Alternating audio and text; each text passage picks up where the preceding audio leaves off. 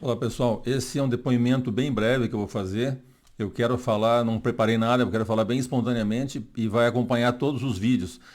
Na verdade, é para que a pessoa que esteja vendo os vídeos tenha em mente que não partiu de mim, né, o desejo de estudar esse assunto, de largar tudo que eu faço, né, e de fazer só isso, né, e de falar para o mundo isso. Na verdade, não. Foi um chamado de Deus. Mas o que eu quero destacar é que durante todo o processo, durante 7 anos, né, Deus me dava os textos, né, todos eles, eu estudei todos eles. Quando eu esgotava o estudo, que não tinha mais como entender, eu tinha pego todos os textos que ele me deu, cobria todo o assunto, né, de cada assunto, eu estou falando especificamente de cada assunto, né, ele cobria todo o assunto e eu não conseguia, então ele me revelava aquilo que eu não conseguia. Tá? Aí que ele me revelava, senão ele só me dava os textos. E eu ia, quando chegava num beco sem saída de novo, ele me revelava aquilo. Então, assim, foi um processo longo de 7 anos para que eu compreendesse tudo que eu compreendi da escatologia, mas isso não estava em mim. Não vem de mim, a capacidade não é minha, eu não teria como descobrir isso sozinho, porque é extremamente complexo, né? São 2.000 anos de, digamos, de distorções em cima do texto que não tem como um ser humano sozinho descobrir, né? Então o mérito é de Deus, né? A Ele cabe todo o mérito, toda a glória, toda a honra, né? Todo louvor, né? A mim só o cobri de vergonha, porque eu, como eu sou homem, sou pecador, né? Sou falho, né? Então não vou conseguir passar tudo que eu gostaria de passar, mas vou me esforçar para fazer o máximo, tá? Mas eu gostaria que você tivesse isso em mente. É aquilo que Deus passou para mim, não vem de mim, tá bom? Um abraço então, tchau.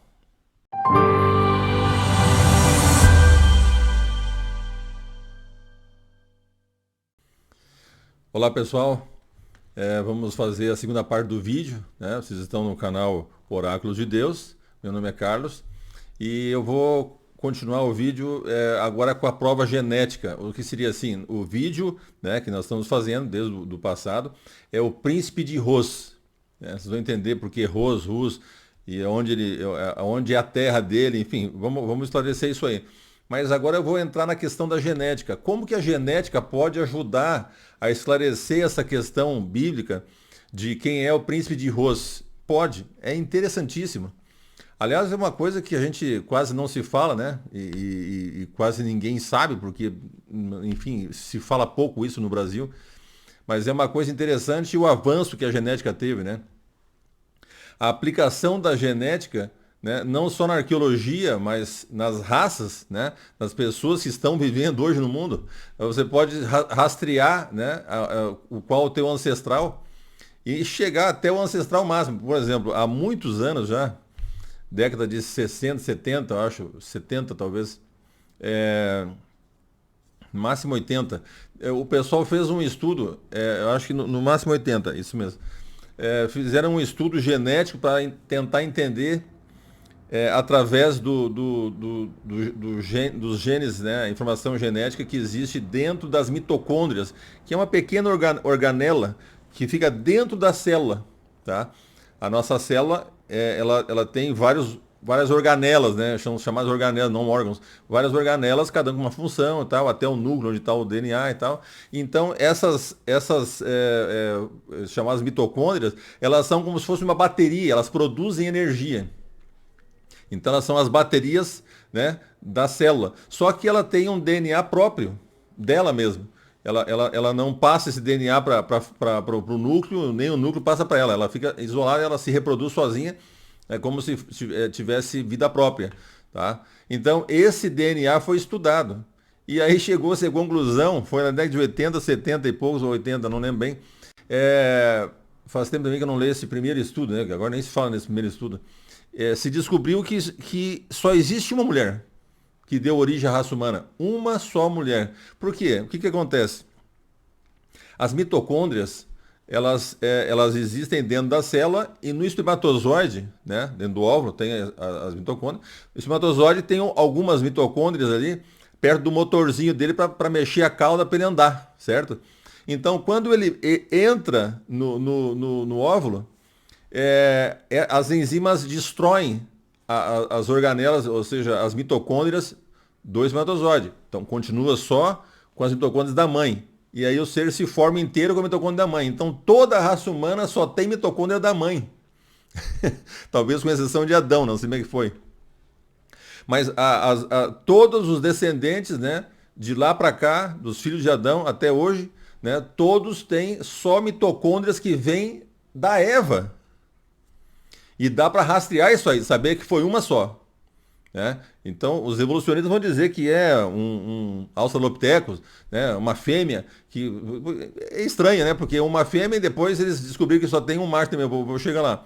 E aí só essa fêmea produziu a raça humana inteira. As outras, o que aconteceu com elas? Elas evoluíram e sumiram tudo, morreram, né? É um troço meio estranho. Então, é lógico que isso é uma forçação, né? Porque isso comprova a Bíblia, com certeza. E depois eles pegaram também, estudaram o cromossoma Y, né? O XY, né? No homem, XX mulher, XY homem. Então, o Y, ele é mais curto, ele tem uns 40% do tamanho do X, então eles não pareiam, eles não trocam informação genética. É o único gene que não troca, né? O único par de gene que não troca informação genética, né? Então, o Y se mantém só nos homens.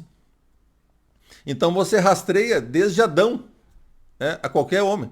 Então, isso é uma coisa espantosa. Então, chamaram de Adão cromossomial Y, né? Do cromossoma Y.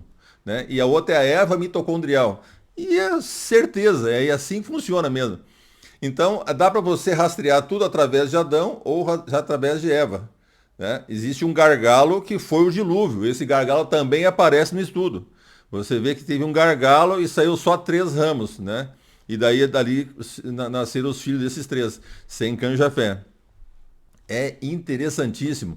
Então hoje a raça humana está toda mapeada e não só os vivos. Eles também na arqueologia, eles vão, por exemplo, a museus onde tem corpos e na arqueologia quando acha corpos congelados, em qualquer lugar do mundo, eles vão lá e fazem o genoma, né? O teste genético daquelas pessoas que morreram. Pessoas famosas, como reis e pessoas, né, da história, tem como mapear. Então você mapeia até o fundo, até os primeiros que chegarem em determinado lugar, pela arqueologia. É uma coisa fantástica. Então a rota de migração a partir do Ararat é muito mais consistente do que da África, né, que não faz sentido nenhum. Então, o que aconteceu? A arca de Noé, ela pousou na Arara, no Ararat, né? Dá uma olhadinha embaixo aqui. Aqui embaixo, vocês vão ver Gênesis 8:4. No dia 17 do 7º mês, a arca repousou sobre as montanhas de Ararat. No Ararat, você tem duas só. Tem uma montanha alta e uma mais baixa. São as 2 montanhas do Ararat. E aí depois toda a região, né, pode receber o nome, lógico, não é só a montanha, a região do Ararat, né? Essas são as principais. Então, quando você vai perto da montanha do Ararat, você consegue, na direção que está descendo a água, você consegue achar a arca lá, a arca de Noé. Daqui a pouco eu vou mostrar isso aí para vocês quando a gente for para o Google Earth, tá? Vai ser interessantíssimo. Então, o que acontece? Esses estudos genéticos se desenvolveram de uma certa forma que agora você consegue ter como se fosse uma identidade de cada pessoa, de quem que ela descendeu, né? Os primeiros, digamos, progenitores, os filhos de Noé, os netos de Noé, e dali você consegue rastrear tudo. É uma coisa impressionante, rastreia onde está na Terra. Então você faz mapas e vê onde essas pessoas se localizam, por porcentagem de frequência desses genes, né? É uma coisa interessantíssima. Mas é uma questão assim, vocês lembram, eu vou só relembrar algumas coisas, porque a gente tem 3,2 bilhões de pares de base. O que são as pares de base? São os que formam, né? É como se fosse um Lego. Eles formam o DNA. Faz aquela cadeia de DNA torcida, assim, né? Aquela dupla hélice que se fala. Então, veja, existe as bases, né? A adenina, timina, elas se combinam, né? A com T ou T com A, né? Depois, citosina e guanina também se combinam, tá? A com T, C com G. Isso no DNA, no RNA entra o uracil. Mas não vamos mexer com o DNA, o RNA agora porque não interessa para o estudo, né? O estudo é só o DNA. Então, A com T, C com G, né? Adenina, timina, citocina e guanina, tá? Elas se combinam e vão se ligando para uma cadeia infinita. São 3,2 bilhões, B de bola, bilhões de pares de base, tá? Então, o que acontece? Dá para você rastrear todos eles. Eles têm uma estrutura, que é justamente o A com T, C com G. Então, se tem alguma que está fora do lugar, ela é uma mutação, ela é um erro, é uma alteração. Entra um C no lugar do T, que devia estar com o G, né? Então, entra errado e ficou uma base errada. Uma base nitrogenada. Então, veja, se tiver esse errinho aconteceu, digamos lá, com Noé, né? Ou com o filho de Noé, seja qual for. Aconteceu esse errinho, ele vai para todos os descendentes dele. Aí depois ele não vai ter o que o filho tem. O filho vai ter um erro que vai para todos os descendentes dele. Né? Então os descendentes que não são dele não vai ter. Então você vai rastreando dessa forma, é uma coisa impressionante. Então chama-se haplogrupo. Né? É diploide porque tem 2 cromossomos. Haplogrupo é só um. Né? Então você pega esse haplogrupo, é um conjunto de alterações dessas pequenas que são identidade daquele determinado progenitor, né? O ancestral, né? Que seja lá Noé, certo? Ele tem uma identidade. Então, essa identidade são determinados grupos de alterações que foram mapeados, exatamente o local que ela está, qual é o gene que ela se localiza, qual é o locus que se localiza, tudo certinho. Então, pega esse grupo e vai investigando e vê quem tem esse gene. Compreende? Então está espalhado. E aí você pega os descendentes de Noé e vai embora. Ou seja, primeiro se fez o mapa, não pensando nos descendentes de Noé, né? É que se encaixa perfeitamente depois. Foi fazendo um mapa e tem alguns tipos só. Não são 500 tipos, são alguns tipos, né? E se espalhou pelo mundo. E dividiu, então você tem a população. Na Europa é onde mais se estuda isso. Eu vou mostrar para vocês quando a gente entrar para ver os mapas dessa distribuição genética. É muito interessante. Só que não dá para ver tudo. Eu vou mostrar para vocês, especialmente o relacionado com a que a gente quer, que é o príncipe de Ros. Tá? Então, aonde estão os genes dele, que é os genes, né? Essas alterações, o haplogrupo vai mostrar onde que eles estão. Eles foram primeiros a chegar, né, no lugar que eles estão, né, e estão em maioria até hoje. Né, e para onde se espalharam. Tudo perfeito. Tá? Então não tem como fugir disso. Tá? Porque vai lá onde a Bíblia diz que tem pessoas foram lá para o norte, o extremo norte, chega lá, está lá o gene dessa pessoa, ou desse grupo de pessoas, descendentes de Magog. Pronto. Né? É assim que funciona. É muito prático. Você pode estudar as populações, por exemplo, os israelitas, né? Para você chegar lá e dizer, olha, eu sou judeu, eu quero viver aqui e tal. Né? Eles vão fazer, entre outras coisas, um teste genético. E ver se você tem a genética. Eles têm uma genética bem variada. Né?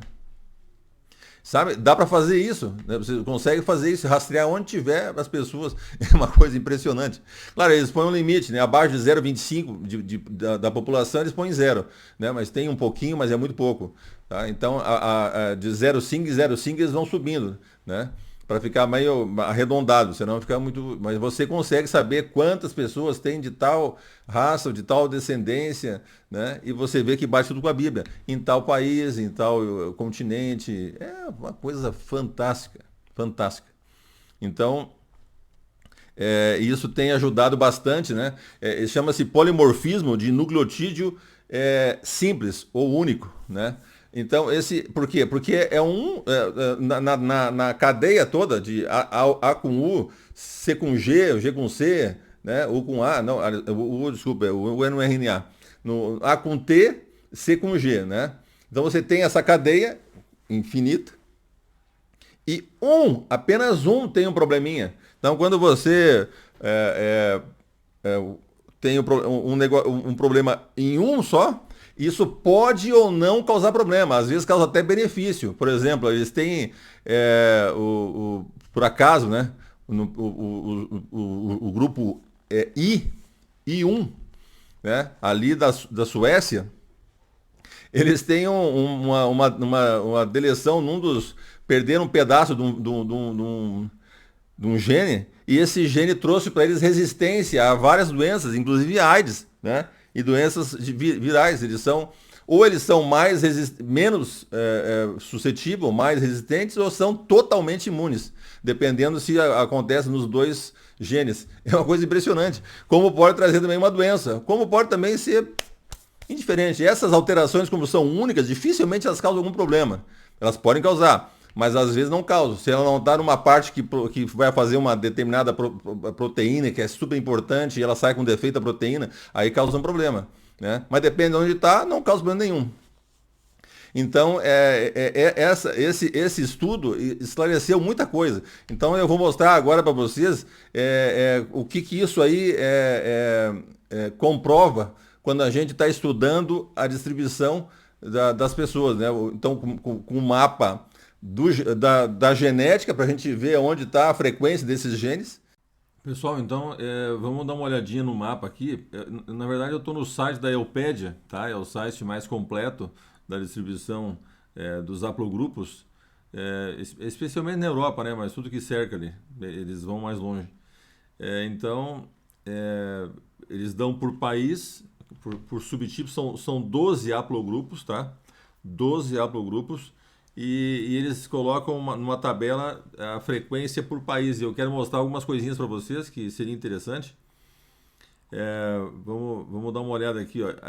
Aqui estão os 12 distribuídos, aqui estão os 12 mencionados. Aí os 12 distribuídos aqui, tá? E nós vamos descer até duas coisas que nos interessam aqui, especialmente o I1, que é essa primeira coluna, tá? A primeira coluna é o I1, que é o gene dos varegos, dos vikings, né, que vieram até a Rússia ali, e eles eram de uma região que era chamada Rus, e acabou dando o nome para a Rússia, né? Rússia em russo, né? Mas o Ocidente fala Rússia, por causa dos árabes, né? Então vejam,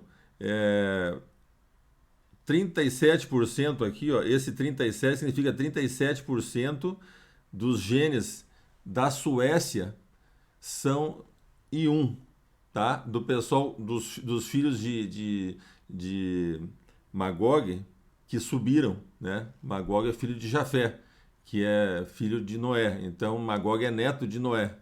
Eles subiram com os filhos dele, ele tem 7 filhos, subiram 4 filhos com ele, né? Ali para cima do Mar Negro, onde está a Rússia, mas eles, assim que começou a baixar o gelo, a história conta que eles foram para a Escandinávia, tá? Então vocês lembram daquele livro que eu falei para vocês que eu tinha lido um pedaço que me interessava? E é um livro A Gética, né, de Cassiodorus e também Jordanes, que conseguiu acesso por 2 dias a esse livro e aí trouxe para nós, senão a gente não teria, né? Ele fala que a terra dos godos, né, é a Escandinávia. Então vou mostrar para vocês aqui, ó. Veja, 37% da frequência na Suécia toda. Mas dá uma olhadinha aqui embaixo, ó, Gotland. Gotland é a terra dos godos. Terra dos godos. É o que falava o livro lá, chama de Escandinávia, mas é a terra dos godos. Tá? Então a terra dos godos, que é uma região que eu vou mostrar no mapa daqui a pouco, vocês veem aqui que tem 50%. Nessa região onde os primeiros a chegar naquela região está aqui na Terra dos Godos. São os mais antigos, eles chegaram primeiro, o grupo I. Então são os descendentes de Magog que chegaram naquela região, logo que o gelo baixou o suficiente para eles conseguirem terra lá. Tá? Então nessa Terra dos Godos eles são 50%. É impressionante. Confirma perfeitamente a história. Tudo. E dá condições de a gente entender o que aconteceu quando os varegos vieram, né? Porque eles vieram dessa região, chamada Rus. E aí se localizaram lá, dominaram e deram o nome para a Rússia, até hoje, tá? Então essa é a história. Aqui do lado vocês vão ter assim, ó, aqui ó, esse laranja, vermelho e Turquia aqui embaixo. Nessa fileira aqui vocês vão ter aqui, ó, os 2 filhos de Gomer e Mesec e Tubal, tá? Esses três são representativos. Se juntar aqui o 11 com 16 com 7,5 dá bastante, tá? Lógico que tem outros grupos que vieram mais uma origem mais moderna e suplantaram alguns casos, né? Por exemplo, aqui no 9, vocês vão ver que a representação dos árabes. Os árabes têm uma boa representação lá por causa do Império Otomano, por causa do Império Abássida, lembra? Que eles faziam negócio ali com os russos. Então, eles estão representados aqui na Anatólia, tá certo? Então, aqui a gente viu a Anatólia e viu a origem da Rússia, tá? Com os godos. Impressionante. É perfeito demais. Agora vamos dar uma olhadinha isso no mapa. Eu vou mostrar um mapa só, porque daí pra gente ficar um tempão aí mexendo com isso, porque é muito legal. Mas aqui a gente não tem muito tempo. Então veja, esse aqui é o mapa do norte da Europa, que pega o norte da Rússia também, né? A Rússia Ocidental. E aqui está a Escandinávia, tá? Aqui na parte onde está passando o cursor aqui é a Suécia e a Noruega na ponta lá. Então vocês vejam aqui uma posição que está com 45, mais de 45. Então, mais de 45 tem regiões ali com 50, como a gente viu lá agora no trabalho que eles fazem. Tá? Eles têm 50% dentro dessa região aqui, né? Uma média de 45, mas algumas regiões aqui chegam a 50%. Né? 50% de incidência desse gene dos que chegaram primeiro lá. Tá? Quem chegou primeiro lá foram os descendentes de Magog. Eles foram para lá e vão vir de lá. E desceram de lá e colonizaram uma parte da Rússia que deu origem à Rússia no nome de Rússia, que depois os árabes virou Rússia. Então veja, 35 aqui e 25 na Finlândia, 15 aqui onde tem Novgorod, né? Porque quando eles foram para lá, eles levaram um monte de gente junto, os soldados deles e tal. Então você vê que tem um grupo aqui, ó, onde tem Novgorod ali. Foi a primeira vez que Rurik foi rei, né, em Novgorod. Ali tem 15%, é bastante, né? É uma frequência bem alta, tá? Então é isso que eu queria mostrar para vocês, ó. Aqui está a Itália, né? Aqui está a Espanha, Portugal, aqui está a França, aqui a Alemanha, né? Então, aqui é a Inglaterra, eles têm uma frequência boa na Inglaterra também, né? Colonizaram tudo aquilo ali, Alemanha e Inglaterra, tá? Mas aqui é interessante que eles estão na terra dos godos até hoje, são a maior parte lá, é impressionante. O mapa eu acho que não foi atualizado, porque eles chegaram a 50% já com os últimos estudos, né? Mas é isso aí, acima de 45%, 50%, tá tudo certo. Perfeito. É isso que eu queria mostrar para vocês no mapa, porque a gente podia olhar um por um da distribuição da população, né, que a Bíblia fala, mas aí ficaria um estudo só disso, né? Tá bom? Então vamos voltar para lá. E também a gente vai dar uma olhadinha no Google Earth ali para ver onde é que está a arca, da onde que eles saíram, como eles se distribuíram, tá bom? Então vamos lá. Bom, então vamos dar uma olhadinha no mapa agora, que vai ajudar a gente a visualizar muitas coisas. Eu vou fazer a questão de ser norte de Israel, né, onde seria o norte de Israel, e depois a distribuição dos povos, né, a partir da onde, né, onde está o Ararat, certo? Então aqui a gente tem Jerusalém, certo? Jerusalém é pequena, olha, o tamanho dela é muito pequena. Tá? Jerusalém tem uma altitude boa, aqui nós estamos a 1.094 metros em cima de Jerusalém, em relação ao nível do mar, né? É alto. Depois você vai aqui no Mar Morto, e ele vai a menos 138, menos 240, né? Menos 200 e poucos metros, ou seja, 200 e poucos metros abaixo do nível do mar. A contagem da altura está aqui, da altitude, é nesse canto aqui, tá? No canto direito inferior. Tá? Esse aqui vai dar a contagem em metro, da onde eu passar o cursor, tá? Então aqui nós estamos a 1.000 e poucos metros, e aqui a quase 300 metros abaixo do nível do mar. Então veja, Israel, digamos, Líbano, né, onde tinha Tiro e Sidom, tem Tiro até hoje, né? É o norte de Israel, norte vizinho. Então, não dá nem para o começo, né? Entende? Então, não tem como a gente pensar na profecia de um povo, um exército inumerável, de acordo com o algoritmo, 200 milhões, né? um exército avassalador, poderoso, né? Dos vizinhos de Israel. Então, ele já ganhou as 3 guerras que todos os vizinhos, às vezes 11 países, 8 países, 9 países, vários países se juntaram, os vizinhos todos empenhados, a Rússia ajudando, e ele surrou as 3 vezes, todos eles juntos. Então não é dos vizinhos, a gente tem que entender isso aí, né? Então, se nós formos indo para o norte, o que a gente vai dar no norte de Israel aqui? Nós vamos entrar na Turquia, nós vamos passar perto de Ankara, nós estamos na Turquia aqui, certo? Ó, a Turquia, ela fica colada na Grécia aqui, a parte ocidental dela, e colada no Irã aqui, na parte oriental, Armênia, Geórgia, no Cáucaso aqui, ó, tá? Aqui é a Turquia. Aqui é o Império Otomano, o centro do Império Otomano, né? Istambul tá aqui, ó. Então, se vocês forem para Istambul, Istambul é uma coisa interessante. Quando Constantino escolheu, ele queria um lugar que fosse difícil de conquistar, né? Então vejam aqui, vou mostrar para vocês o chifre de ouro.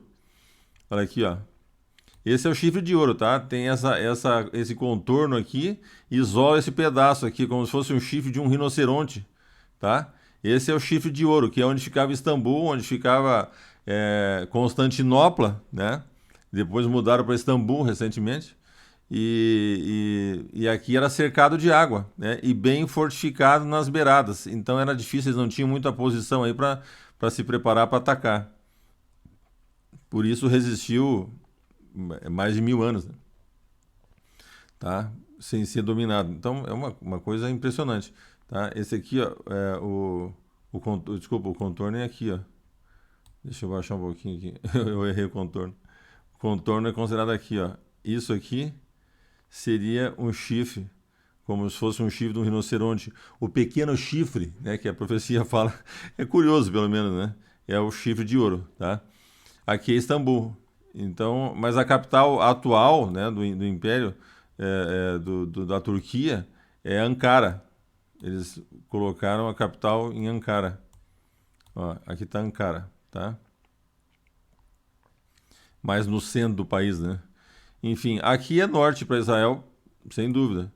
É norte, mas não é extremo norte, né? Porque ele é colado na Síria, aqui dá para vir a pé. O pessoal fazia essa viagem a pé, né?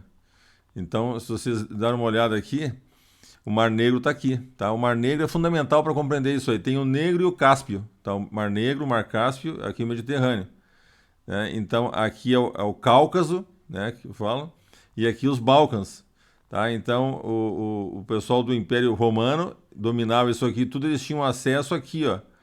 Pelos Balcãs eles tinham acesso aos Rus. E por aqui, os Abássidas, que dominavam uma parte da Turquia aqui, né? Essa região toda aqui, até uma parte da Turquia, eles entravam pelo Cáucaso. Eles tinham relacionamento com os Rus aqui, ó. E faziam negócio com eles. Tá? Aqui, então, influência árabe e aqui a influência grega do Império Romano Oriental. Entendeu? Essa questão. Eles tinham a influência grega e árabe. Tanto que o alfabeto dos russos, né, o vocabulário deles é altamente influenciado pelo grego, né, mas também pelo árabe, né, tá? Então veja, saindo do Mar Negro, a gente vai vindo aqui onde tinha a Ucrânia, Rus de Kiev aqui, ó. Aqui está Kiev, que é a capital da Ucrânia, mas ela foi a capital da Rus de Kiev. A Rus de Kiev pegava daqui do Mar Negro, tá, até aqui é a Escandinávia, tá? Até o Oceano Báltico, certo? Então o que ela compreendia? Ela compreendia a Ucrânia, a Bielorrússia, a Letônia, a Estônia, né? Um pedação aqui da Rússia. Tudo isso aqui era a Rus de Kiev, com a sede em Kiev, aqui, tá?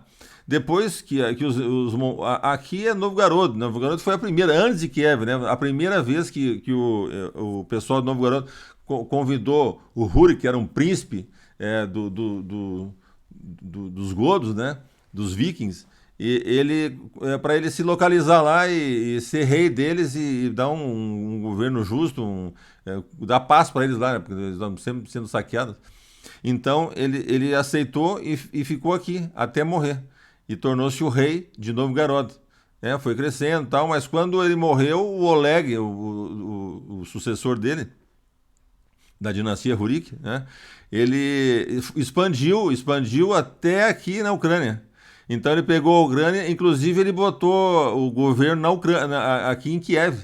Por isso ficou Rus de Kiev porque Kiev era a capital, desde ele. Né? Então depois da invasão dos mongóis no século XIII, desorganizou isso aqui, mas eles no século XII já tinham feito aquilo que eu falei para vocês, que se espalharam em várias capitaizinhas, né?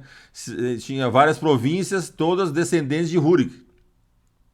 E aí uma delas era Moscou. Aí quando os mongols entraram e se desorganizou, o Moscou usou de estratégia e ficou meio aliado deles e tal, e eles chamaram de Grande Ducado. Então Moscou se destacou, né? E aí foi crescendo, e aí a história mostra que Moscou acabou dominando tudo, né? Depois conquistou Novgorod aqui na guerra, né? Mas Kiev eles perderam aqui para a Ucrânia. Então continuou o nome de Rus, né?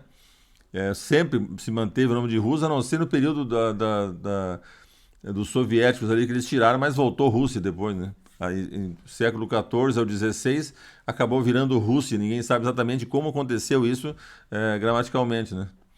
Tá bom? E aqui em cima, um pouco mais ao norte, a Rússia vem até aqui, ó. Tá? Ou seja, aqui nós estamos no norte já, certo? Aqui vai para o norte. Então, aqui é a Suécia, né? Onde a maior parte dos godos eles se localizam nesse pedaço. Pega um pedaço da Noruega e um pedaço da Suécia, certo? E daqui saíram o Rurik, né? Os godos, que eram os vikings, né? Então,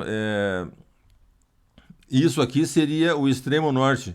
O extremo norte foi onde os filhos, alguns filhos de Magog foram, né? Foram os primeiros a chegar aqui.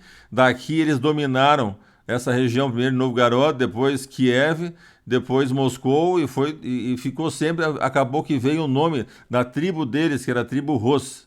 Pronto, é isso que eu queria mostrar no mapa para vocês, tá?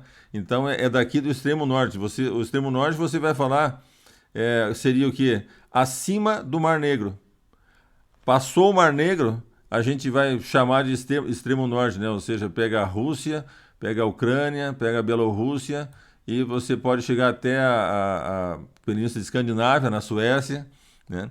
Da onde saíram os godos que dominaram e deram o nome para a Rússia. Então é isso aí. O príncipe de Ros é príncipe da Rússia. Ros virou Rússia, né? Entre 14 e o século XVI. O Ros e Rússia, na verdade, lá em Rússia. Eu vou mostrar para vocês depois como que aconteceu essa mudança aqui no tradutor. Tá? Então, basicamente isso aqui. Agora, da onde que todo mundo saiu? Esse pessoal que subiu, o pessoal que foi para cá, para a Ásia, o pessoal que foi para a África, né? Da onde que eles saíram? Então se distribuíram os camitas, né? Os camitas mais para a África, os orientais mais para a Ásia, né? Os jafetitas pegaram aqui a Europa e também a Rússia, essa região toda. E os semitas, eles se localizaram mais na Mesopotâmia e dominaram essa região toda aqui, ó. Os árabes são semitas, os israelitas são semitas, né? Tem vários semitas que tinham aqui, né? Os assírios eram semitas, tinham vários povos semitas, tá? Nessa região. Ficaram mais concentrados aqui os homens da religião. Então, aonde parou a arca? A arca parou aqui, era antigamente da Armênia, mas a Turquia foi lá, encampou e fez uma volta aqui em volta para poder ficar com a montanha do Ararat, que é a mais famosa. Montanha do mundo, olha lá. Aqui ela está surgindo, olha lá, montanha do Ararat, tá? Você veja que tem dois picos, ó. Tem um pico aqui, ó. Olha aqui embaixo aqui que vocês vão ver, né? Então, olha, botando aqui o cursor, o pico fica 3.844 metros aqui, tá? Então, esse é o pequeno, né? O grande, nós vamos conseguir chegar aqui a 5.018 metros. Tem um pico aqui que dá... não, eu errei aqui. Tem um pico... Tem um que dá mais. 5.040. Dá para passar de 5.100, mas é difícil achar o pico certinho, porque ele é tudo irregular, né?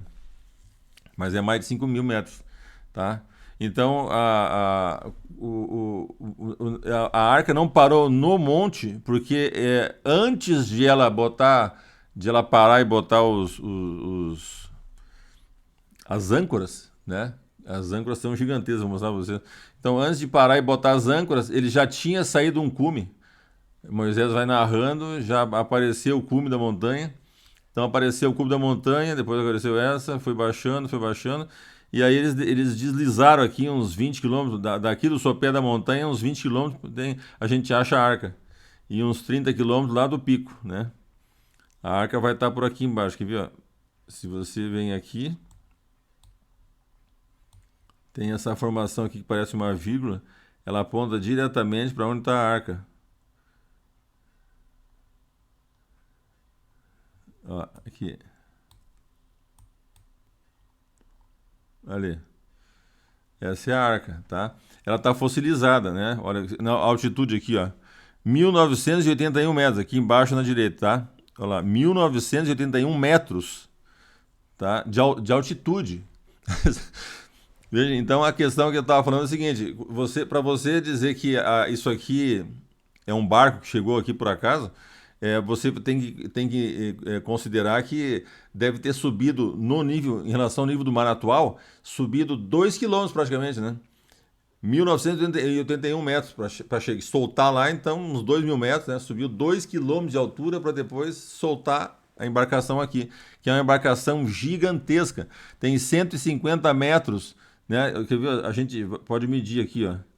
Se você botar a medida aqui, ó, e puxar até aqui, ó, 151 metros, 150 metros, 150 e poucos metros, depende de onde você põe lá, ó, 156 metros máximo aqui. Porque a madeira, ela pode cair para fora ou para dentro, né? Então, é mais ou menos o tamanho da arca, na Bíblia. Segundo a Bíblia, é o tamanho da arca, tá? É uma coisa gigantesca isso aqui. E, deixa eu parar aqui. Vou botar aqui o 3D para vocês darem uma olhada, porque, veja, eles fizeram vários estudos. Ó, tem sombra aqui, ó. Tem o relevo mais alto que um homem aqui, né? Esse relevo de cá é mais alto ainda. Esse de lado de cá, do lado que a gente vai chegar agora, ele está do lado do sol, então não está fazendo sombra. Mas aqui um homem anda e não consegue chegar em cima. Tem que subir e andar lá em cima. Tá? Eles fizeram, mais ou menos nesse canto aqui, eles tiraram um pedaço de madeira, um quadrado, assim, 30 por 30 mais ou menos, e analisaram. É fossilizada a madeira, uma madeira muito potente, muito densa, e compatível com a idade do dilúvio, tá? Em torno de 5.000 anos, por aí. Então, tudo bate. Eles fizeram vários estudos aqui de prospecção de imagem, né? Tem várias formas de você analisar o solo mais profundo. Então, eles conseguem mostrar o madeirame, todo o madeirame de um navio, né? Ou seja, as madeiras que vão assim, as vigas que vão assim, né? Nesse formato aqui, né? Atravessando. E depois os das madeiras que vão nesse formato, tá? Então as partes, as mais fortes e o fundo, tá tudo inteiro, tá lá, petrificado, né? Devem ter usado um pouco da madeira para construir alguma coisa, porque eles se localizaram ali por perto no começo, né? Aqui eles fizeram uma construção, aqui tem um instituto para a pessoa que vai visitar, pode olhar as coisas e tal, e é onde eles mostram os estudos que foram feitos, né? Então depois que se mostrou irrefutavelmente que é uma estrutura de madeira no formato de um barco, com todas as características de um barco, né? Bem afundado aqui, né? Ele é alto, né? Tá bem afundado na lama ali, depois ele petrificou. Então é uma embarcação sem dúvida, uma embarcação a praticamente 2.000 metros de altitude só no dilúvio. Para ficar encalhada aqui só no dilúvio. Não tem outro jeito. Não tem outra situação em que a gente conheça ou que tenha ideia de que tenha subido 2.000 metros, 2 quilômetros de água acima do nível do mar de agora. Não tem. Não existe isso aí. Tá? Então a gente tem que se dobrar à realidade. Não tem o que fazer, né? Tá certo? Isso que eu queria mostrar para vocês, então. A partir daqui, tá? Deixa eu ver. A partir daqui a gente irradiou as populações. Ó, aqui para o Cáucaso estão o Meseque e Tubal, eles se localizaram primeiro aqui. Se você for na Geórgia, eles vão dizer, nós somos descendentes de Meseque. Outros vão dizer, nós somos de Tubal. Alguns até vão falar, nós somos de Gomer, ou menos, né? Mas eles estão nessa região aqui. Depois eles vieram para cá. Então o Meseque ficou no meio da região aqui, tá? Mais ou menos no centro aqui da Anatólia. E o Tubal ficou mais vizinho dos gregos aqui. Então eles se espalharam aqui, né? O Gomer também fez os Gálatas aqui, né? Depois deu origem a outros povos, os Cimérios, né? Os Cimérios deram origem aos iranianos, saiu tudo dali, né? Entende? Então, essa é a distribuição. Os filhos de Magog subiram para cá, para cima do Mar Morto, Mar Negro, né? Se localizaram aqui acima do Mar Negro e depois, mais tarde, migraram, quando melhorou a situação, lá para a Escandinávia, no gelo lá. Tá? Então, basicamente é isso. A maior parte dos semitas ficaram aqui na Mesopotâmia, onde é o Iraque hoje, parte da Síria, parte do Irã, ficaram por aqui. A maior parte. Daí os israelitas ficaram aqui. E, enfim, é isso aí. A gente não pode falar de tudo aqui porque é muita coisa, mas é esse recado que eu queria dar para vocês terem uma ideia do mapa, do que é norte de Israel, né? Da onde vieram os gozos. É isso aí, tá? Vamos voltar para lá então, pessoal. Bem, então, voltando aqui agora, já estudamos esse assunto, vamos voltar agora para outro assunto. O segundo assunto que eu quero falar hoje para vocês é como Ros virou Rus. É interessantíssimo. Como o Rus virou Rus, né? Porque é Rus de Kiev e é Rússia, mas é Rus de Kiev e Rússia onde, né? Em todos os lugares é assim, é isso que nós vamos ver, tá? E, veja, a gente tem que primeiro entender o seguinte: eles mantinham o pessoal de Rus de Kiev. Primeiro assim, antes de tudo, tinha os eslavos, né? Que são descendentes dos citas, os sarmatas e outras misturas, né? E ficou aquele povo misto ali, na parte acima do Mar Negro. Então, quando os varegos, né, os vikings, bem na época que os vikings saíram, né, eles chamam varegos para se referir aos vikings, né? Eles saíram dali da Suécia e começaram a fazer negócio. Quando dava, eles faziam outras coisas, guerreavam também, né? Mas eles faziam, a princípio, negócio, né? E negociavam com aqueles eslavos dali, naquela região. Também negociavam com o Império Romano Oriental, que eu mostrei para vocês no mapa ali. E negociavam com o Império Abássida, que era o Império Árabe. Então, os árabes vinham pelo lado, digamos, do Mar Negro ali, né? Digamos, pela direita e o outro pela esquerda, ou seja, eles estavam na Anatólia, né? Então, no Cáucaso, que é o lado direito, o Cáucaso, né?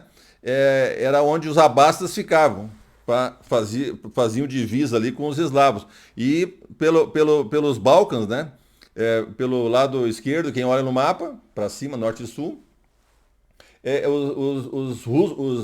os bizantinos, né? No caso, são o Império Romano Oriental, que chamaram de bizantino. Vamos falar bizantino então para ficar mais fácil, né?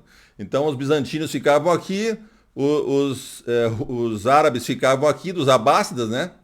E os russos vieram até ali. Depois acabaram se dominando aquele lugar, né? E depois conquistaram Kiev e ficou Rus de Kiev. Então, como se fosse um estado, um país ali, né? E depois se converteram. Toda a história que daqui a pouco eu vou contar, certo? Então, veja, eles tinham relações comerciais com árabes, que falam árabe, e com os romanos ali, que falavam grego, tá? Tinham relações comerciais. Os gregos se referiam a eles como Ros, com O, e os árabes como Rus, com U, né? Por que eles faziam Rus e eles faziam Ros? Se eles eram os mesmos, né? Esse é o problema. Nós vamos entender isso hoje. Eu vou mostrar para vocês aqui, depois vou mostrar no dicionário, no tradutor, né? Para ficar resolvido, tá? Então veja, Ros está na Bíblia. No Velho Testamento está lá Ros, mas não tinha os sinais vocálicos na vogal. Podia, às vezes, alguém dizer, mas eles falavam. Depois os maçoretas fizeram isso do 5º ao 10º século. Os maçoretas colocaram sinais vocálicos para que qualquer pessoa pudesse ler o texto, porque eles não conhecem a palavra, mas conhecem a vogal e a consoante e faz a letra, né? E faz as sílabas e fala a palavra, certo? Então, o texto maçorético nada mais é do que o Velho Testamento, né, antigo, colocado sinais vocais do 5º ao 10º século. Então, eles agora são chamados textos maçoréticos, porque quem botou os sinais vocais foram os maçoretas, tá certo? Então, o texto maçorético fala ros, com o.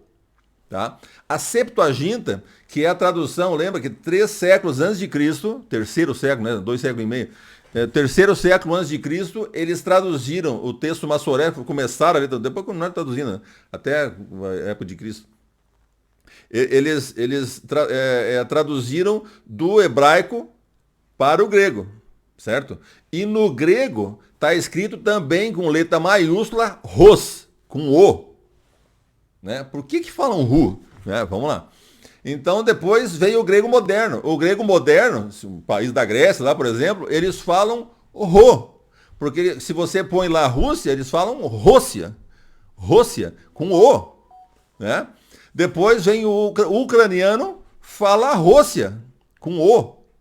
Né? O ucraniano. Porque lembra que Kiev é a capital da Ucrânia. Kiev era a capital da Rus de Kiev, que era um país enorme, muito maior que a Ucrânia hoje, certo? Ele era gigante, né? Que deu origem à Rússia, certo? Então ali começou na Ucrânia a primeira parte. E em russo, né? Se você for lá na Rússia, a Rússia, ela escreve a palavra russo, né? Ou Rússia, com o, é Rússia, tá? Esse é o problema. Tem várias, por exemplo, Rosneft, que é uma empresa, a maior empresa de petróleo da Rússia. Rosneft, ela vende nafta, né? De nafta, que seria um hidrocarboneto que tem no óleo cru. Né? E o nome da empresa é Rosneft. Tem Rostov, uma cidade, né? Cidades, tudo, é sempre Ro. Né? Agora nós vamos entender por que virou Ru. Tá? Eu vou mostrar, depois vamos para o dicionário. Aí o que acontece? Os árabes falam Rus, sempre. E os árabes, como eles... Lembra que eu falei naquele estudo que eles conquistaram... Hoje são mais de 52 países muçulmanos, espalhou o árabe para tudo que é canto. Os países árabes que falam árabe são 22. Fora mais uns 30, porque das 50 países, 52, depende do cálculo, com maioria muçulmana. Então, para você ir na peregrinação ou fazer o culto teu, é só em árabe. Você tem que aprender, né, para falar em árabe. Então, o que acontece?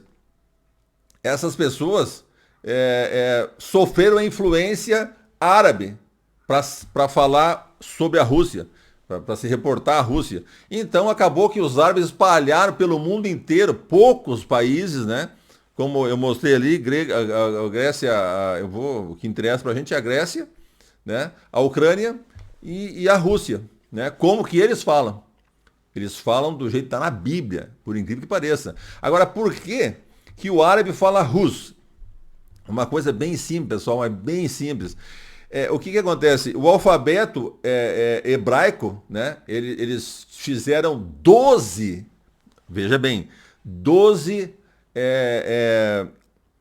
sinais vocálicos, significam as vogais. Então eles têm 12 vogais para poder expressar todas as formas que eles falam, que é bem complexa, né? Todas as nuances. Então são 12 consoantes, 12 vogais. Nós temos 5 vogais em português. 5 vogais. Os árabes têm 3. É esse o problema. Os árabes têm o A, os árabes têm o I e tem o U, certo? Os árabes têm o A, o I e o U. Só.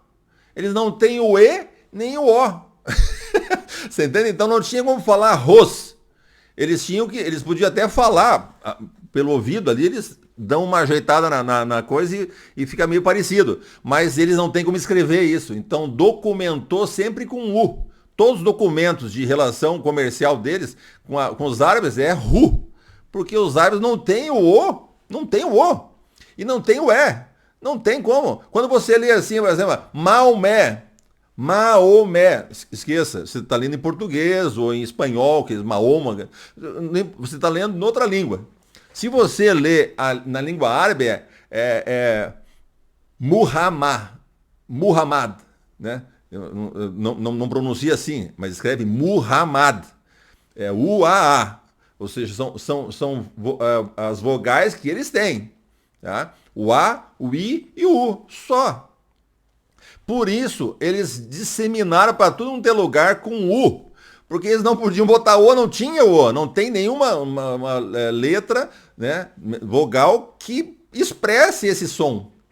Por isso não tinha. Então espalhou para o mundo todo. Né, certo? Até a Rússia, se a Rússia for botar alguma coisa para fora, vai ter que botar com U, porque todo mundo entende que a Rússia é com U. Mas se você for na Rússia é com O. E vamos ver na língua russa agora. Deu para entender isso aí? É importante entender, tá? Ah, mas como é que errou? Como é que errou virou Ru? Não, é simples. Eles não tinham, os árabes tiveram muita relação com eles não tinham como escrever isso, porque não tem a letra. Então o resto fala O. Só que eles popularizaram o U para o mundo inteiro. Então quase todo mundo fala com U, né? Só na Rússia, na Ucrânia, na Grécia fala com O, né? E, sei lá, talvez tenha algum, eu não pesquisei todos também, né? Mas quase todo mundo é tudo U, porque veio tudo do árabe. Eles não tinham a letra, só por isso. É bem simples. Então vamos lá agora pro tradutor, que eu vou mostrar para vocês isso aí de verdade, tá? Aqui nós estamos no tradutor. Então agora o que eu vou fazer para vocês é o seguinte: eu vou colocar o nome da Rússia, que é com U em português. Vou botar, nesse lado eu vou botar português, eu vou ficar no português e botar Rússia, tá?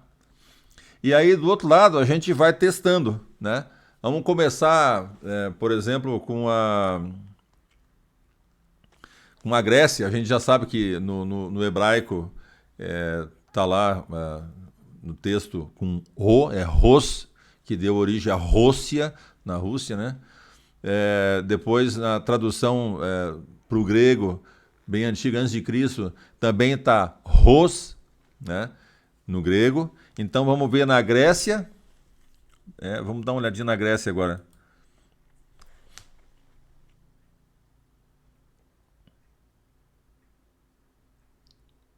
Tá, o grego. Então, esse é o grego moderno, né? Vamos escrever aqui Rússia. Rússia, olha lá, ó. Rússia.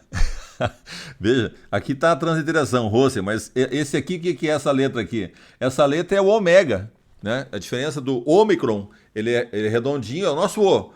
Em grego é ômicron, micro, é um O pequeno. Aí esse é o ômega, né? É um O, ele é dividido como se estivesse aberto, assim, igual um W, né?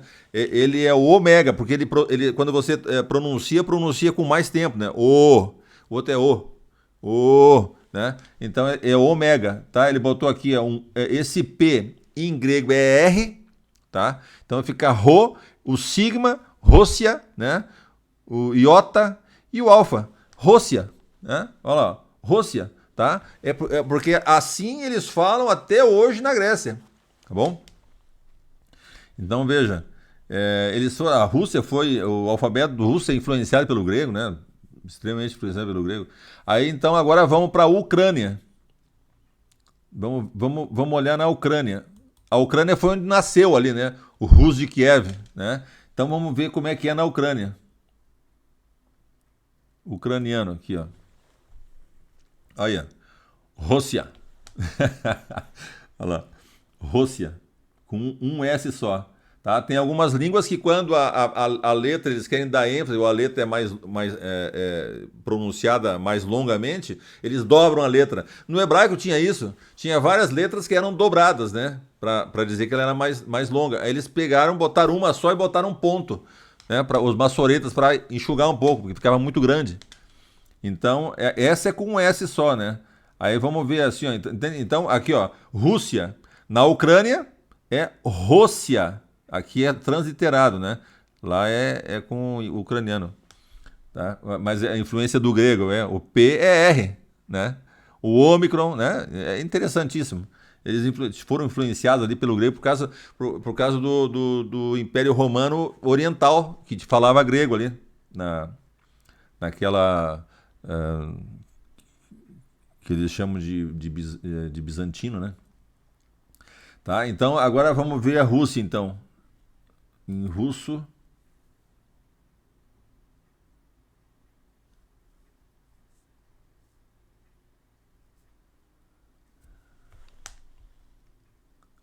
Aqui. Rússia, com dois S. Ó, eles botaram um S a mais. Ó. Aqui, deixa eu ver se eles falam. Россия. Россия. Não Россия. tá falando. É por causa do, acho que tá, o microfone tá ligado ali. Então, ó, Rússia com dois S, quase igual ao da Ucrânia, tá? Veja que hoje, isso aqui é um O, ó. Aqui tá com o alfabeto russo. Pode ver, tá lá, ó. O P é R, né? O O é O, né? É Rússia. É isso aí, ó. Rússia com O. Em ucrânio, ucraniano, no russo, no grego, porque eles falam como é até hoje. Não mudou. É Rô com O. Mas acontece que daí vieram quem? Os árabes. Os árabes não têm a letra O e a letra E, né? Então, o que eles fizeram? Quando você escreve lá Rússia em árabe, né? Opa, não precisava, estava pronto já. Rússia em árabe é Rússia, com U. Olha lá. Ó. Aqui é escrito com a letra árabe, mas a transliteração é Rússia com U. Rússia. Entendeu? É só por isso, porque eles não têm essa letra no alfabeto deles. Então eu não tinha como botar Rússia. Aí ficou Rússia. Até foi mais bonito, né? Mas, enfim, aí a gente agora entende que na profecia tá certo. Porque se todo mundo fala Rússia e tiver na profecia também Ru, complicou. Complicou, daí a gente ia saber que nas línguas originais da Rússia, da Ucrânia, onde surgiu tudo lá em cima, na Suécia, o que é? A gente ia saber que lá era era Rússia. A Bíblia teria errado porque não saberia disso, mas ela sabia. Ela está junto. Tá? Essa é a verdade. Daí a veracidade da Bíblia, porque Deus já conhece o futuro. Então não tem erro, nunca tem erro na Bíblia. A gente é que se embanana, né? Tá bom? Acho que ficou claro isso aqui, né? Então vamos voltar. Tá, então voltando agora, vamos ver aqui a história das origens. Vamos assim, dar uma pincelada na questão histórica, como é que aconteceu o desenvolvimento da Rússia, né? A partir do início ali, a partir do Rus, tá? É interessante a gente entender isso aí. Então, mais ou menos assim, nós tínhamos os citas, no 7º século antes de Cristo, tínhamos os citas, eram os mais fortes ali. Depois vinham os sarmatas, né? Os sármatas, acho que é sarmatas, né? Depois os cimérios, né? Os cimérios eram descendentes também dos irmãos de Gog, né? Mas ali tudo meio parente, lógico. Enfim, eles foram os descendentes. 4 dos filhos de Noé e mais um neto foram para o norte, outros ficaram, né? Então veja, esses 3 ali foram se misturando e depois foram vindo alguns mais do Oriente, da Rússia lá. Outras tribos que eram nômades e acabaram se localizando ali, né? Vieram pessoas também grupo, da Finlândia, né? Que também vieram, se misturaram, ficou uma salada de fruta ali. Tá? Então, esse grupo é chamado de eslavos. Eslavos. Tá? Os eslavos eram o povo que habitava aquela região e tinha muita confusão, muita guerra, né? Então começou tudo em Novgorod. Novgorod ela é assim, 200 quilômetros abaixo de São Petersburgo, lá no final, né? Ou seja, que eu mostrei para vocês no mapa e fica lá perto do Mar Báltico já, lá em cima, tá? Então ela foi a primeira a convidar né, um príncipe, né, porque veja, o Rurik, ele era um príncipe na Suécia, do grupo dele, da tribo dos Rus. Né? E eles convidaram ele e tal, e ele veio. Né? E foi morar em Novgorod e dominou lá. E a coisa cresceu, foi super interessante para eles. Né? E isso aconteceu em 882, depois de Cristo, né? 882, tá? 862. Eu coloquei errado ali. É 862, está errado, tá? Novgorod ali, convida Rurik, 962. 879, ele morre. Daí um parente dele, que não está bem certo se é irmão, o irmão, parece que 2 irmãos morreram. Então, isso não é bem preciso ali, se ele era sobrinho, se ele era filho. Acho que não era filho, porque filho seria mais, teria passado isso aí, enfim. É um parente dele, próximo.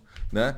O Oleg, ele assumiu ali em Novgorod, mas ele foi expandindo. Ele começou a expandir, porque ele desceu até, por exemplo, Rus de Kiev, aliás, até Kiev, né?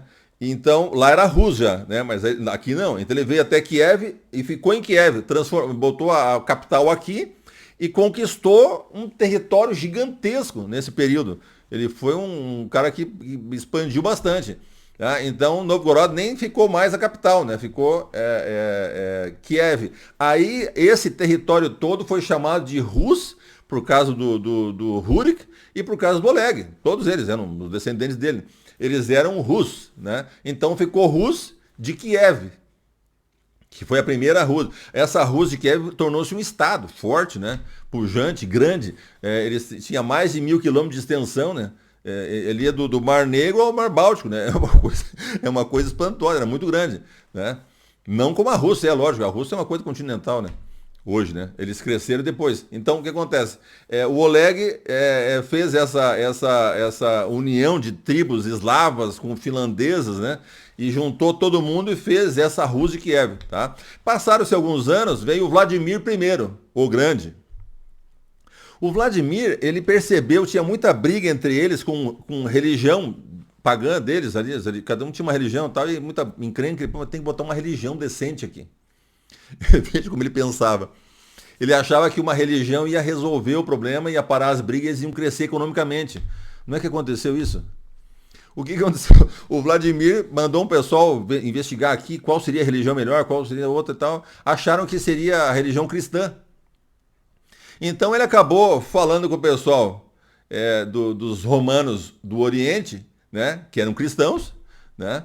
E eles então converteram. Inclusive, o Vladimir, a história conta que ele casou com uma irmã do imperador dos bizantinos lá, do Império Romano do Oriente. Casou com a irmã do imperador, certo? Então, aí ficou cristão. Aí construíram muita coisa, igrejas e tal. E aí deu um crescimento grande, gigante, assim, né? Por isso é chamado Vladimir o Grande. Ele reinou de 980 a 1015. Foram 35 anos. Tá? Foi um negócio interessantíssimo. E aí, depois, só para a gente ter uma ideia, os bizantinos, eles tinham, né, começaram a fazer esse intercâmbio e eles queriam uma guarda varega, né? Vareg.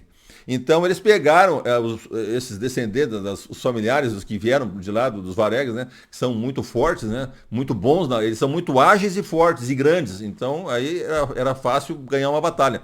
O que aconteceu? Eles fizeram uma guarda pessoal para o imperador e tinham um pelotão do exército, né, quando eles tinham guerra, que eles iam para decidir, né?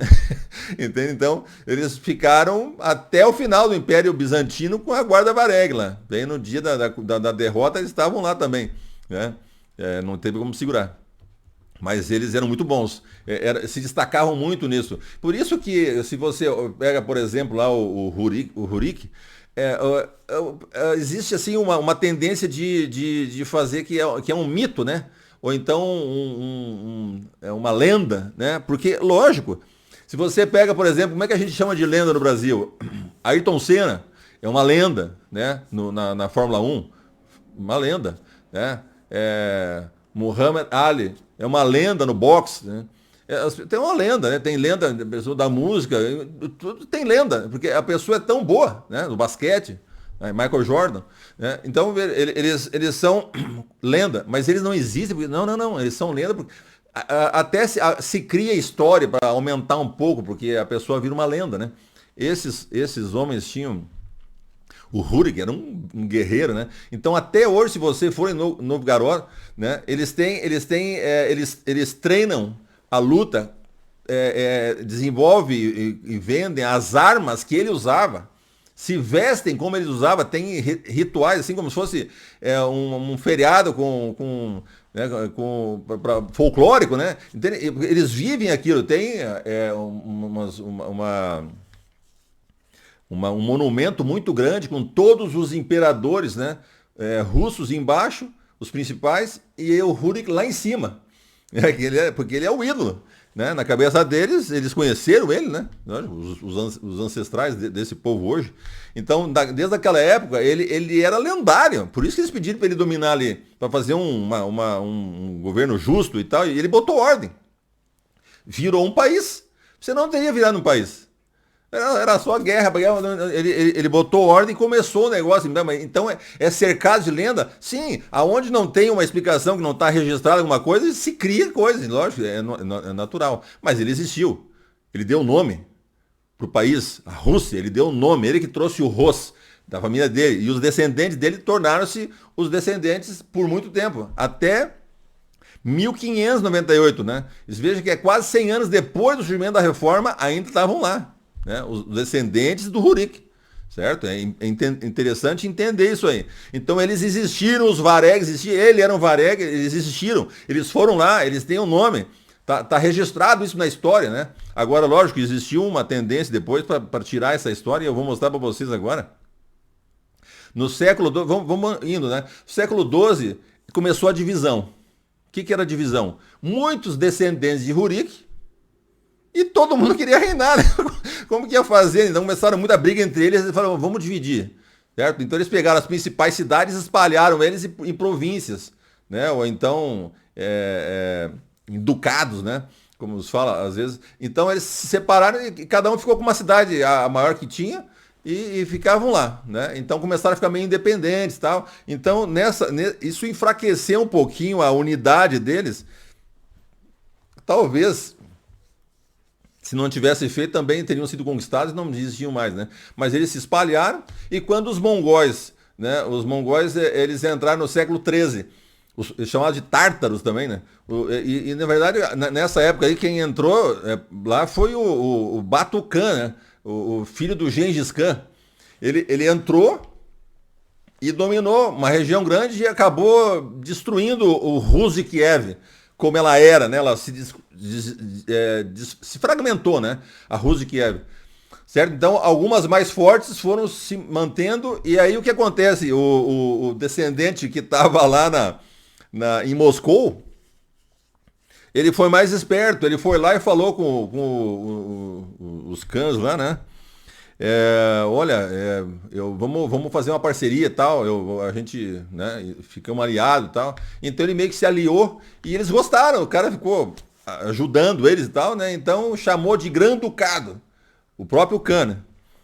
Foi lá e botou ele como acima dos outros. Esse aqui é o Grã-Ducado, né? Que é sobre os outros ducados, né?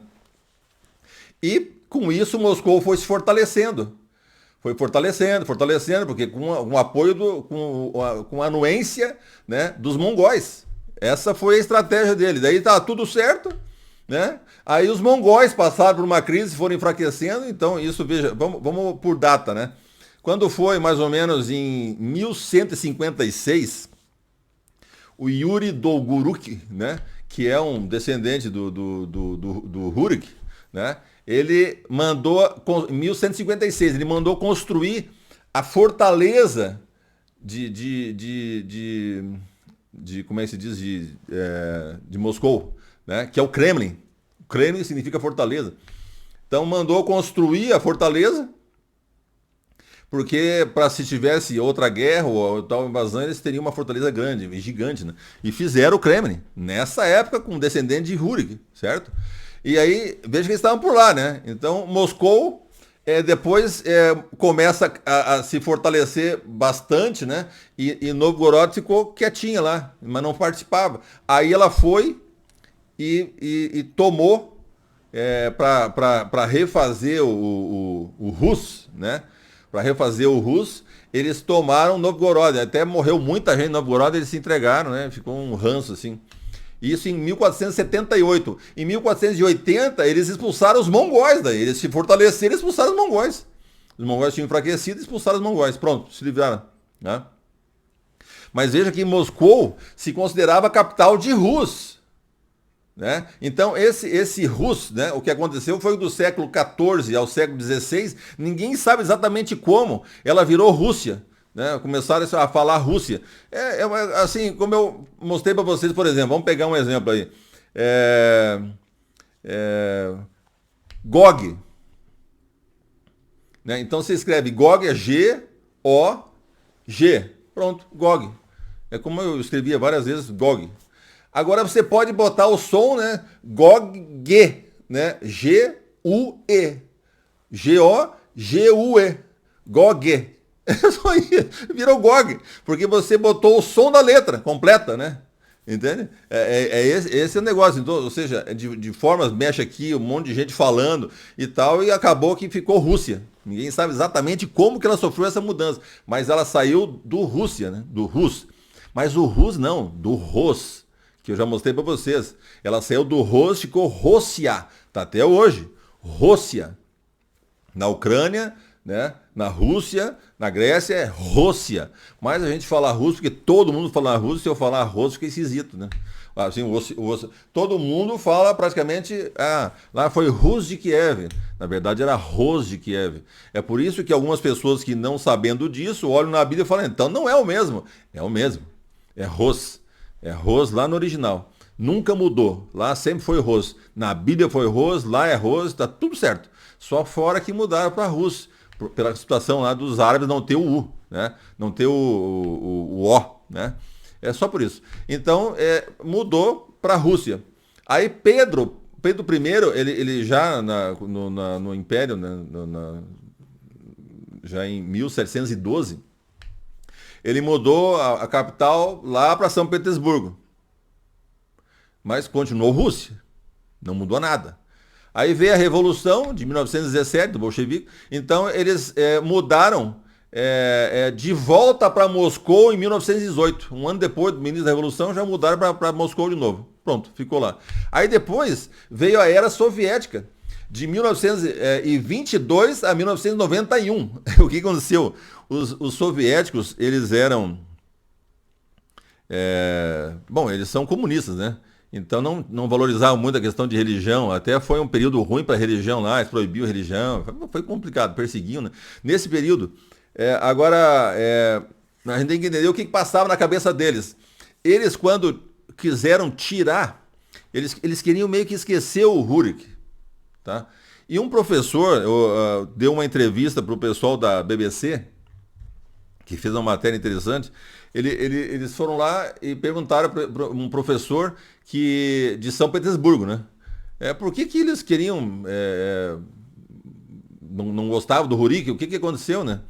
Ele falou assim, ó, os líderes revolucionários, né, dos soviéticos, eles achavam que a palavra, a pronúncia com Rurik, o cara com K, né? Kurik, é um troço meio esquisito, né?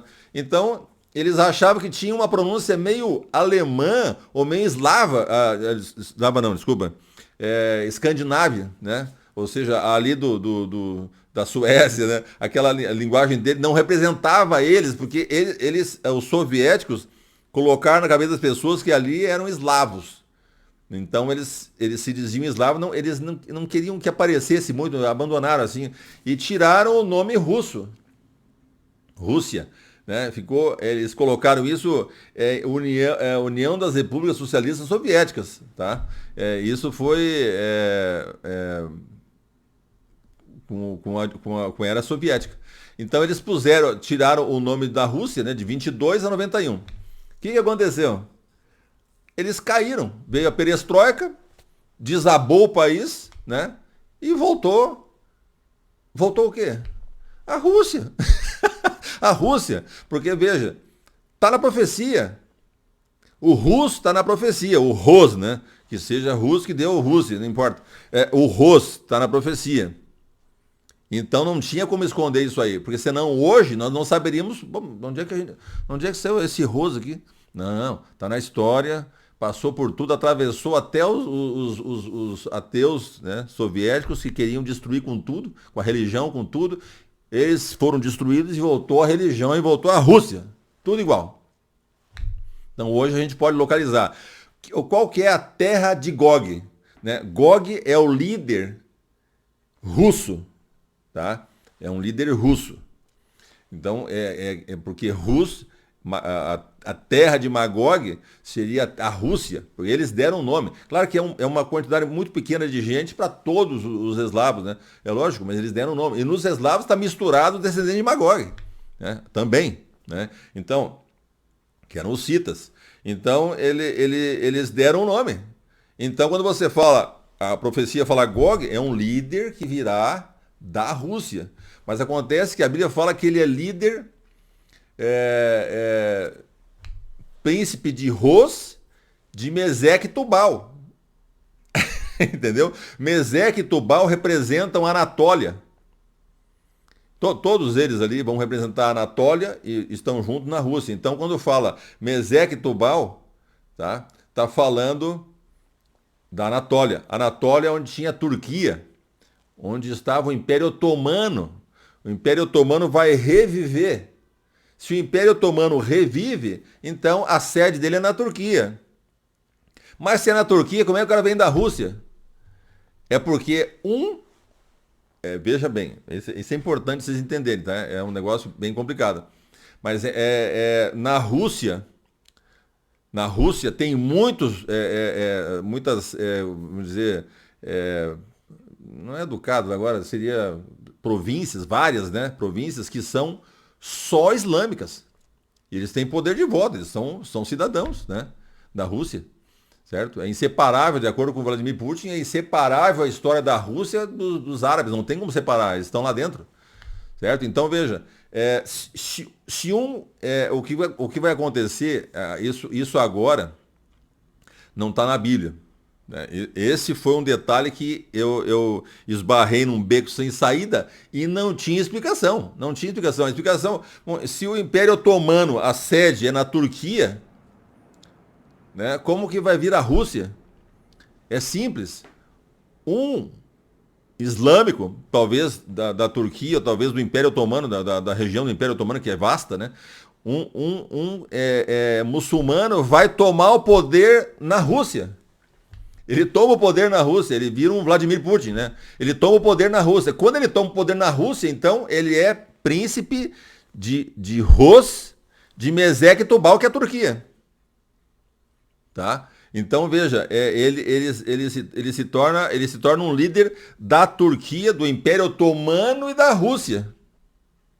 Ou seja, Turquia ou o Império Otomano, porque eles vão estar aliados com o Irã e a coisa vai ficar grande, né? Então vai ser gigantesco. Esse é o problema. Eu não conseguiria entender se Deus não tivesse me revelado isso, porque eu não conseguia entender. Bom, nós chegamos aqui, chegamos pertinho. Aí, em Apocalipse, o Império Otomano, ele revive. E aqui a Rússia vai atacar. Então, como que faz? Sim, é a mesma coisa, porque quando ele fala príncipe de Ros, de Meseque e Tubal, ele é príncipe da Rússia e do Império Otomano e da Turquia. Certo? Depois dá o nome dos outros. O Irã, por exemplo, tá citado por nome também, o Império Persa, né? Isso é outra coisa. Então, veja, é interessante entender isso. Quando você entende isso, você vai ver que ele pode ser príncipe de Ros, portanto, da Rússia, ele é um líder da Rússia, de Meseque e Tubal. Ele é também do Império Otomano, só sendo islâmico para ser o líder do Império Otomano, que é um império islâmico. É isso. Esse é o problema. Isso vai dar um choque muito grande, porque ninguém espera isso. Tá certo? O que vai acontecer é que um líder russo vai ser islâmico. E aí ele vai fazer tudo acontecer, porque ele tem interesse, ele vai ser o líder máximo, né? Ele vai ser o Mahdi, o Messias deles, certo? Ele vai ser o líder máximo de todo o Islã. O país que não se entregar para ele vai ter guerra e eles vão detonar. Então todo o Islã inteiro vai se juntar e vai se render a ele. Mas ele vai estar liderando o quê? Liderando a Rússia e a Turquia, o Império Otomano. Certo? Então o Império Otomano vai, digamos que o Império Otomano cresceu até a Rússia e o líder é líder da Rússia também. Só isso. É uma coisa gigantesca. Não dá nem para imaginar isso aí, certo? Então essa foi a situação que esclareceu, né? Ou seja, um líder do Império Otomano, um líder turco, um líder islâmico, né? Ou que vive lá na Rússia, vai tomar o poder na Rússia. E aí vai ser líder da Rússia, do Império Otomano, do Irã e de todo o Islã. Consequentemente, todo o Islã, se ele for o líder máximo, né? se ele for considerado o Mahdi, né? Que eles esperam até hoje como Messias, então ele vai ser líder de todo o mundo muçulmano. Vocês entenderam o tamanho da encrenca? Todo o mundo muçulmano com ainda o poderio da Rússia, que numa guerra convencional, os Estados Unidos é um pouco mais forte, mas numa guerra atômica, aí a Rússia tem vantagem. Vantagem larga, só para vocês entenderem. Então, esse é o problema, tá? Vai ser esse o tamanho da encrenca. Pega todo mundo islâmico e põe a Rússia junto, tá? E o líder vai ser russo. Ele vai ser líder da Rússia e da Turquia, que é o Império Otomano, que deve crescer, né? E vai pegar Irã e vai embora. Vai pegar todo o mundo islâmico, tá? Esse é o tamanho da encrenca. É por isso que a coisa vai ficar muito complicada. Muito complicada, tá? Então, o príncipe de Ros é complicado. É isso que eu falei para vocês. A gente vai estudar mais, mas isso é só para vocês já entenderem o tamanho da encrenca. Então, eu preparei essa aqui para vocês verem. Tá? Existe um Gog, descendente de Ruben, né? Neto de Joel. Tá? Ruben é um dos filhos de Jacó, né? Então, ele está em 1 Crônicas 5:4. Ele é Gog. O nome dele é Gog. Eu escrevi Gog. Pode escrever sem o U, sem o E.